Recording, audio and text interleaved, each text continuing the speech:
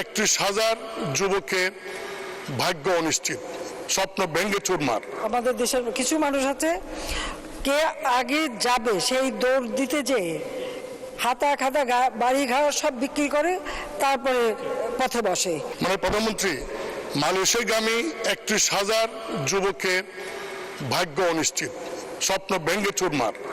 17,000 কর্মীর অনুমতি সহ সব কিছু রেডি ছিল, 31শে মের মধ্যে পাঠানো যায় নাই। এর জন্য দায়ী যারা, তাদের বিরুদ্ধে কঠোর হস্তে ব্যবস্থা নেওয়া হবে কিনা। এবং মানে স্পিকার, মালয়েশিয়াতে 14টা দেশ থেকে রিসিভ করে ম্যান পাওয়ার, তার মধ্যে 13টি দেশেরই যারা লাইসেন্সধারী বৈধ সবাই লোক পাঠাতে পারে এক্সেপ্ট বাংলাদেশ। শুধুমাত্র বাংলাদেশেই মালয়েশিয়ার কিছু লোক এবং বাংলাদেশের কিছু লোক মিলে মাত্র নির্দিষ্ট কয়েকটি এজেন্সির মাধ্যমে পাঠাতে হয়। আমার প্রশ্ন হলো যে 14টি দেশের মধ্যে 13টি দেশ যদি সবাই লাইসেন্সধারী কর্মী পাঠাতে পারে, বাংলাদেশ কেন পারে না? এই জন্য দায়ী কে? মন্ত্রণালয়, আমাদের ডিপ্লোমেট বা নাকি? এই দুইটা বিষয়ে দেশবাসী আপনার কাছ থেকে জানতে চায় মাননীয় প্রধানমন্ত্রী। মাননীয় স্পিকার, আসলে বিদেশে কর্মসংস্থানের জন্য যাওয়া এটা একটা স্বাভাবিক বিষয় যে থাকে, কিন্তু আমরা সরকার আসার পর থেকে যারা বাইরে যেতে চাবে তাদের জন্য যেমন প্রবাসী কল্যাণ ব্যাংক আমরা তৈরি করে দিয়েছি, প্রবাসী কল্যাণ মন্ত্রণালয় থেকে সেখানে রেজিস্ট্রেশনের ব্যবস্থা করা হয়েছে। আমরা যে সারা বাংলাদেশ ব্যাপী ডিজিটাল সেন্টার করে দিয়েছি, তার মাধ্যমে রেজিস্ট্রেশন করতে পারে সেই সুযোগটাও করে দেওয়া হয়েছে।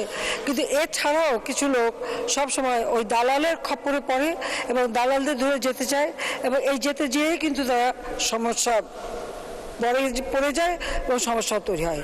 আর এবারে যেটা যাওয়ার কথা ছিল, হ্যাঁ, আমরা কিন্তু মানে স্পেশাল ফ্লাইট দিয়ে অন্যান্য ফ্লাইটের সঙ্গে সংযুক্ত করে কিন্তু সবাইকে পাঠানো হয়েছে, কিন্তু অনেকে বাদ পড়ে গেছে।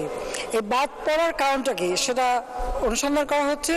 আরেকটা বিষয় আমার মনে হয় মাননীয় সংসদ সদস্য সঠিকভাবে বলেছেন যে যখনই আমরা আলোচনা করে ঠিক করি কত লোক যাবে কি যাবে, ঠিক তখনই দেখা যায় যে আমাদের দেশের এক শ্রেণীর লোক তারা ওই ম্যান পাওয়ারে ব্যবসা করে এবং তারা তড়িঘড়ি করে লোক পাঠানোর চেষ্টা করে।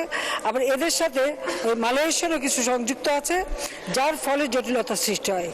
প্রতিটি বারই যখনই আলোচনা করে, সরকারি পক্ষ থেকে আলোচনা করে একটা সমাধানে যায়, তখনই কিছু লোক দ্রুত সেখানে ছুটে যায়, যে একটা একটা অস্বাভাবিক পরিস্থিতির সৃষ্টি করে।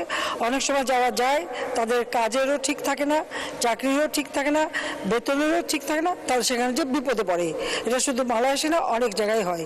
বারবার আমি দেশবাসীকে বলেছি যে এত টাকা জমি জমা সব বিক্রি করে লক্ষ লক্ষ টাকা দেওয়ার তো প্রয়োজন নাই। আমাদের দেশের কিছু মানুষ আছে, কে আগে যাবে সেই দৌড় দিতে যেয়ে হাতা খাতা বাড়ি ঘর সব বিক্রি করে তারপরে পথে বসে, অথবা সেখানে যদি চলেও যায় বিপদে পড়ে।